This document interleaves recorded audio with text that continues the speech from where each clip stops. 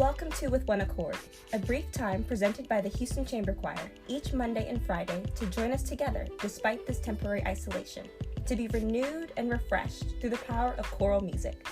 I'm April Harris, Manager of Operations, and I'm thrilled to host today's Education Spotlight.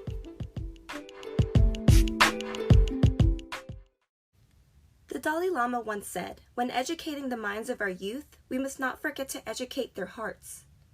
I recently got the opportunity to interview choral directors Janet Menzie and Ryan Bogner of Fort Bend ISD's Clements High School, educators that exemplify this principle.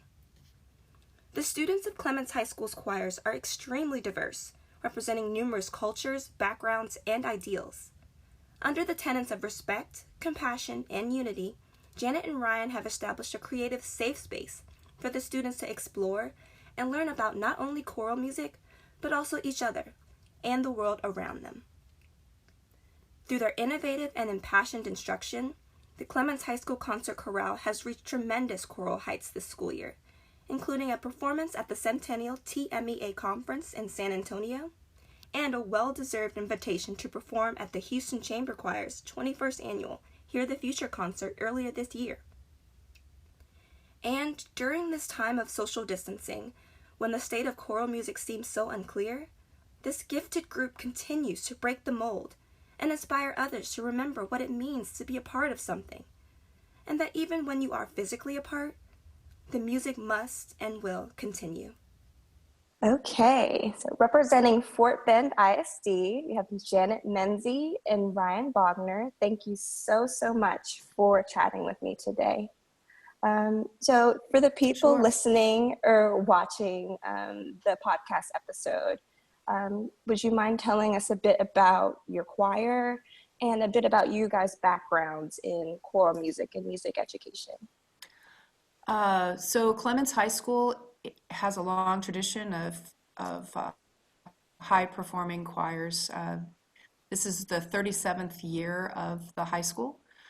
And Fort Bend ISD has been around for 60 years. Fort Bend has always had a real high profile in music, but particularly in band and later in orchestra. And while choir at Clements has been going strong for many years, it hasn't been emphasized as much. So I've been at Clements for 5 years now. And like I said, the choir has had some really top performances, some great directors, but being able to do performances like Hear the Future, and a few years ago, the University of Houston High School Invitational, those are newer things for Clements, so it's been kind of fun to be in that profile. Our demographic is extremely diverse. We are in the most diverse county in the country, and so we have people from a lot of different backgrounds, many of which are not Western music, but our kids are brilliant and really open to working hard and putting their best foot forward. So, 4 years ago, Ryan joined me, and we were so much on the same page on, engaging kids, having fun with them, but also just not really tolerating anything less than excellence, and these kids want that, so it's worked for us. Anything you want to add, Ryan, about the choir? No, I think you pretty well covered it. We do have 6 different choirs, and so the group that performed at Hear the Future was the varsity mix, the concert chorale, and then from that we have a whole bunch of other training choirs that kind of build up to that. So we've got a place for everybody. Awesome. And like you said, I came to Clements 4 years ago, but I've been teaching high school for 9. And before this, I was in Katy, actually met Janet up there in Katy. And before that, I was in Oklahoma and seen her work with the Oklahoma All-State, Junior High All-State Choir. So it's kind of cool how our worlds have come closer and closer together. So Absolutely. I've always been a singer ever since I was really little. It's been in me. So. Well, I came from Chicago and a really fine choir program there. but I pursued vocal performance. And so ended up in Los Angeles at the University of Southern California, pursue my performance degree, vocal performance and pedagogy, but I could not let go of choir. So while I was there, I paid for food by singing for the doctoral choral conductors at SC and met a lot of incredible people and sang in the chamber singers there. And so I never really let go of that, even though I was pursuing solo performance. And so I did a lot of private teaching, some classical singing, raised 3 kids, but ended up in Houston in 2001. And basically it was like, okay, I see now what I need to do, because choral music education is not the same in every state, as we know. Yes. But Texas has some great stuff going on. So my oldest was in 6th grade. She was in 6th grade choir in Katy, and I said, wow, they do this right. And so I actually went back to Region 4 and got my certification through them, and worked in Katy ISD for 12 years as a middle school director, and had a lot of success with that, and then came on board with high school 5 years ago. So at Clements. Wonderful. Now, it seems like almost a lifetime since the Hear the Future concert, even though it was just at the top of the year. I was wondering what other great things has your choir gone on to do since January? I've heard a lot and I've researched a lot, but I'd like to hear from you. Well, this was the virtual jackpot year for the Clements concert chorale. We try to do a lot of things. I've taken them to Carnegie Hall, which, man, that was a lot of preparation, particularly for Ryan, because I had an accident when I was in LA and actually fractured my skull. So he had to do a lot of work on that rep. But we had a great experience in New York, and just opening the kids' eyes up to, a bigger pool of choral music. And I'm crazy. I apply for everything. And the smartest thing we ever did was do the Celebration of Excellence last spring that Sally Schott and Eddie Quaid do through American Classic, because that really raised our profile. And I believe through that, we got to hear the future. But we also were invited to sing with Houston Choral Society in December, so we had that big performance with the Medical Center Orchestra on a lot of Christmas music, and then in January we had our performance with you, and then in February we were the 6A mixed choir that was chosen for the Centennial TMEA convention, so we sang in San Antonio. The 3 songs we sang at your event, plus 3 others.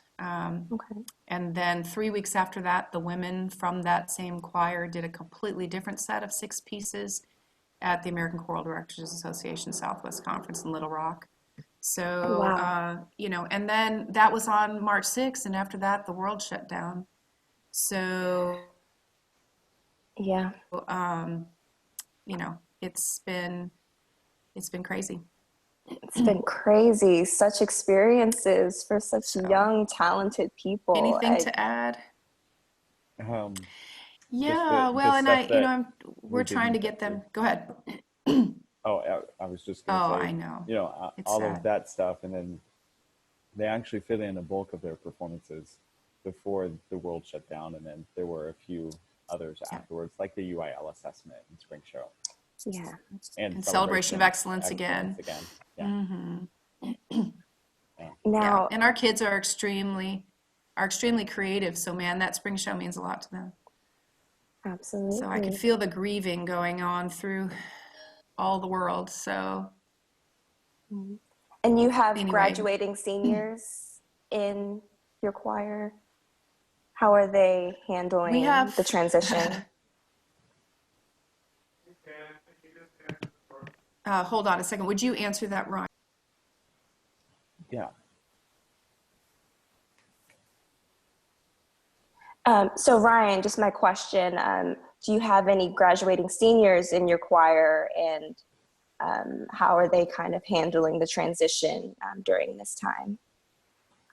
We have, I think it's 39 graduating seniors, and so Wow. it's a huge chunk of our program and a bulk of the concert chorale, particularly the women.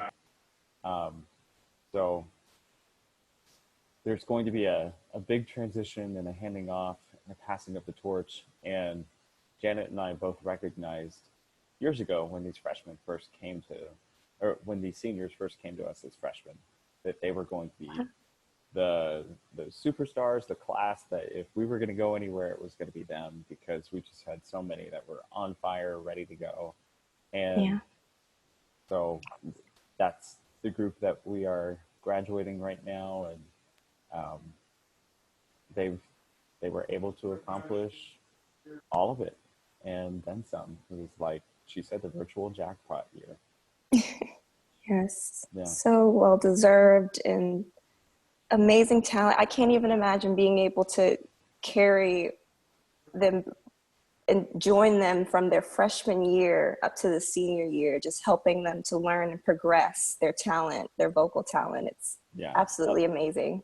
A lot of hard work and persistence and, and encouragement. A lot. Absolutely. Yeah.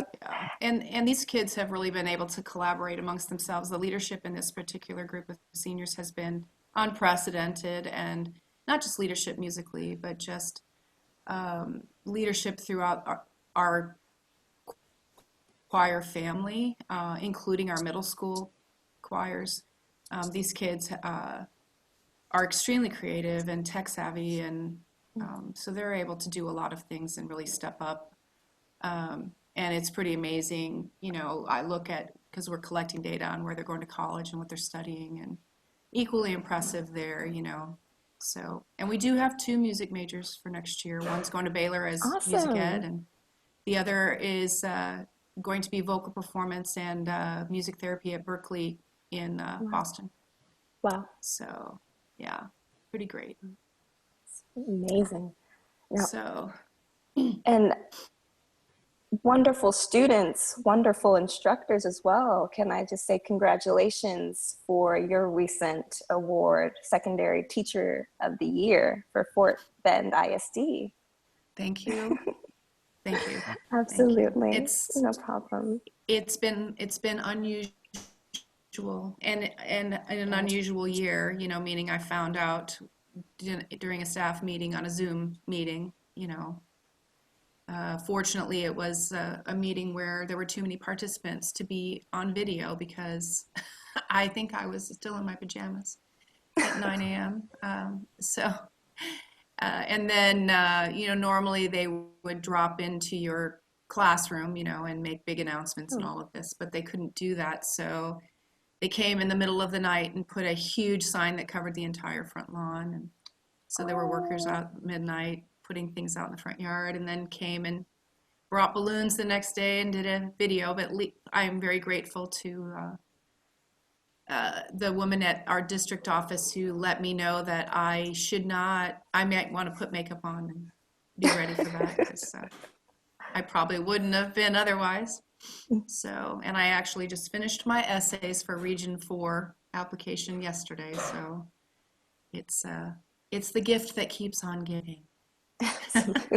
But I'm having the opportunity to, you know, be a voice for performing arts, Yes. you know, in the broader sense. So, you know, I'm still dumbfounded that a choir director is representing Fort Bend ISD. So I will take it seriously. Now, are you able to connect with your full choir at this time? Are you doing it in sections, or are there any tools that you're using, like Zoom, perhaps? Yeah, we're trying a lot of different ways. Okay. We have Zoom and Remind text messages and Schoology, and they have Facebook groups. So we try and use multiple platforms. There are ones that kids gravitate towards, and others that they're like, oh, that's for school. That's no fun. Or, you know, Right. we've heard that before. And Hope Springs Eternal with Ryan and me. I mean, we've basically come up with all kinds of different things, tried to keep the required assignments, Right. pretty basic, but then tried to give enrichment things, which, it's been, I think, a piece of me dies every day, as I lose track of these kids a little bit during this time, because some of them, Yeah. understandably, emotionally, this is hard for them. And, I listen to my kids now, never together as a choir. I listen to them individually. And every time, I listen to one of my seniors' recorded assignments, it's very sad to me because I'm losing that beautiful person and they'll Wow. never be part of that group again. So um, Yeah, it's heartbreaking, you know. because you never get to see them at their max potential. They usually No. like peak right there at that senior year, and you're like, Right. oh, you know. So we Right. try. We've But it we've is proving, we've yeah. tried the virtual choir, and we've got a small little group that they're doing that. The kids really wanted to try it. We've known about it for years, and we kind of knew what we were going to be getting into with it, but they were so excited. So is that okay? And it's actually almost done, right? Yeah, Awesome. my husband is taking his stab. He's semi-retired environmental geologist, and he's been plugging his way through learning. He's always been a, software guru, so he's plugging his way through figuring out where to put every face. So, Handy. I'll Yes. sit there and he goes, who's that person? So I'll have to remind him who that is so he can find their track. But man, he's been a real hero in this, and so I think it's going to be kind of cool. I think that a lot of our kids who decided this wasn't important right now might be a little sad they didn't participate. But I want our, like I was saying to you before we started recording, we're having our banquet via Zoom next week, and we really want to celebrate what we've done before all of this happened, but this will be a little symbol of, there can be things that are done when we're apart. Even though Absolutely. I think it's become incredibly obvious for everyone that no matter how good your singer is, each individual singer is, they're never as good as they are together. Ever. You have the Understand. reluctant ones who certainly aren't because they feel the strength and power that comes from being with their stronger choir mates. But even the ones that are strong, there's that extra power. We all know this as singers.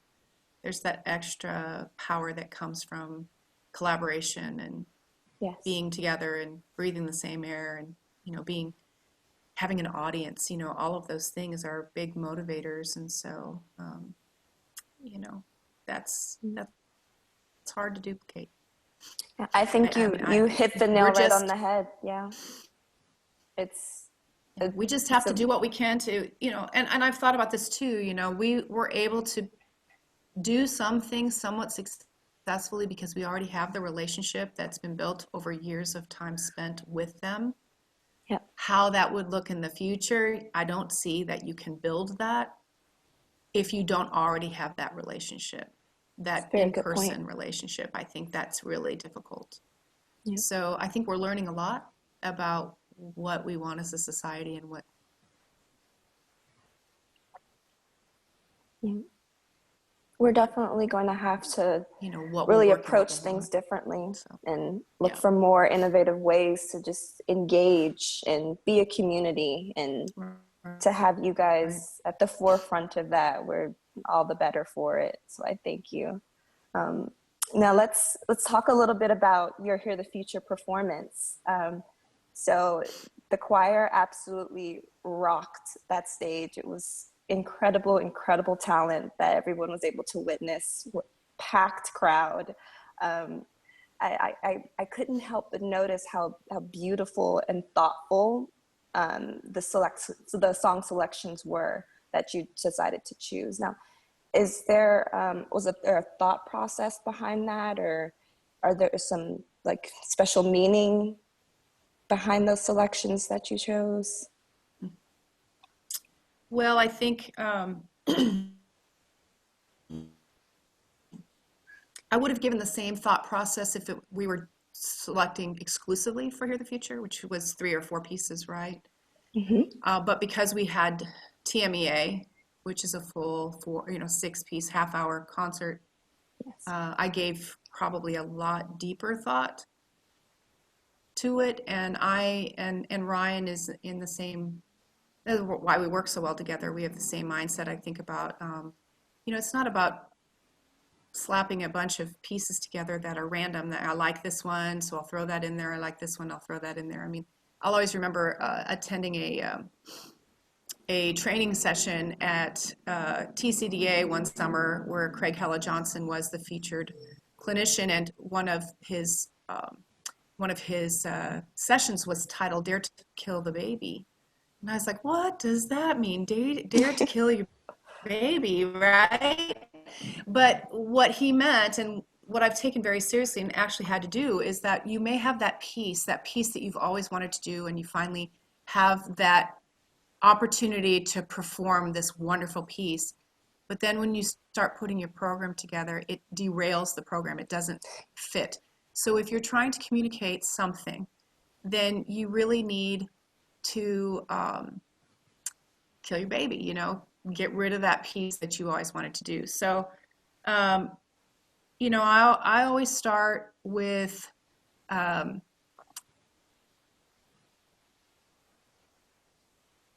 what pieces do I really love?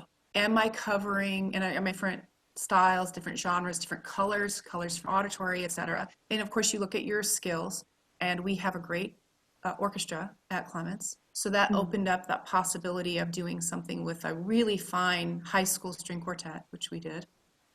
And then you look at flow, how does one piece, and I'll put all the pieces I'm considering in my playlist, and I'll just do them in different order, and I'll listen to them and see what it does for me. How does it flow?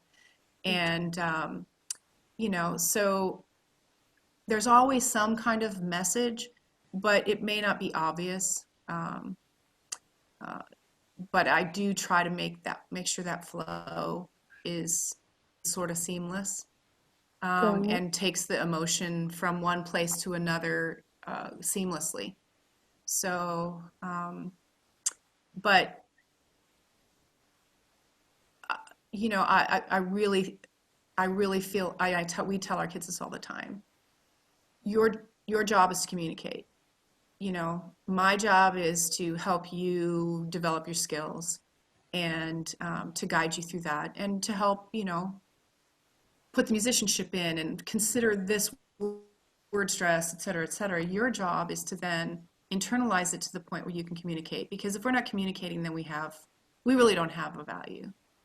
We may be having fun and we may sound pretty, but our value in this world needs to be greater than that. And we as artists, we need to take people's emotions and express them for them. And if you're not communicating, we're not doing that. So, that's always number one. And the kids have to connect. I have to love the piece. Ryan has to love the piece. But if the kids, so we started a couple pieces at the beginning of the year that we ditched because we love them, but the kids weren't connecting. So, all of those things play into the selection. Yeah, it just kind of all worked out that my piece was one of those pieces, and we needed something that fit certain parameters, and we already had the string quartet, and the piece that I was thinking of just fit in programmatically. And I think all of them do, just on the surface level. They could be just beautiful pieces by themselves, but if you look deeper, then there is a story, and the one that I was looking at just happened to fill that void, in my opinion, maybe even more so than the original piece. So it just kind of all worked out. It was fate. Yes. Now, and we just had that really special year. We were talking about those seniors. So we were able to do a lot of, different things. So yeah, the real thought-provoking, what does this mean to me, music. Like I said, I felt it. So I know the rest of that jam-packed audience felt it extremely. And thank you for sharing that with us.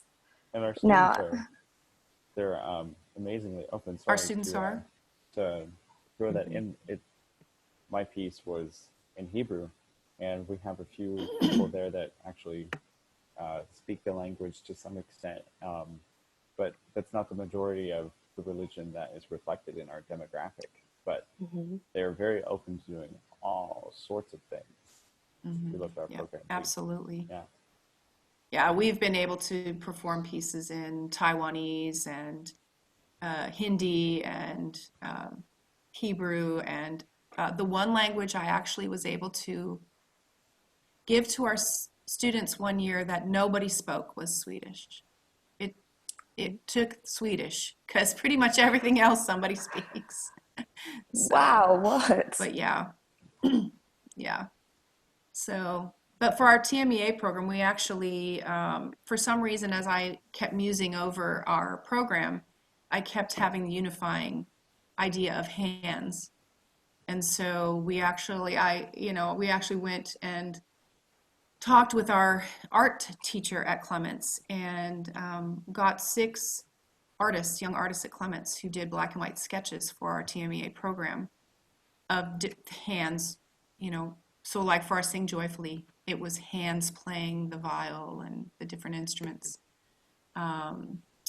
For, the Rose, it was Mary, who is in many accounts referred to as the Rose, with her hands holding a rose. I mean, there was just beautiful sketches done by our high school artists as well. So we really tried to connect fine arts at Clements into the program. So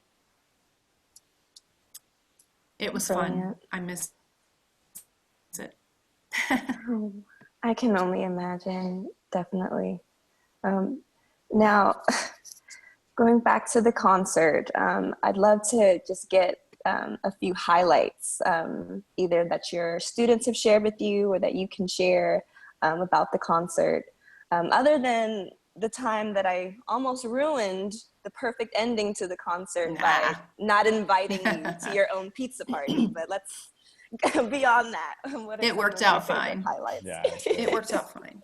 The Well, thing that stuck out most for the kids was for our students was them really noticing the emotion from the 6th graders, the elementary chorus, as they were moving and singing. And we get on them all the time about engaging with their face and their body. As a matter of fact, Mrs. Menzie had to threaten them with a grade. Was it last year? I think it was last year. If you don't move, you won't get 100. And so they did. That's great. To some basic level, but they loved every single group. They were really impressed by the Houston Chamber Choir, and that was a cool moment for them to see live that they were getting the Grammy. That was really amazing. What a moment. I don't know, our kids, and understandably, I realize all of these things that we're doing. I realize the impact and the high level. But as, 15 through 18-year-olds, they lack the context yet to know how significant these things that they're doing are.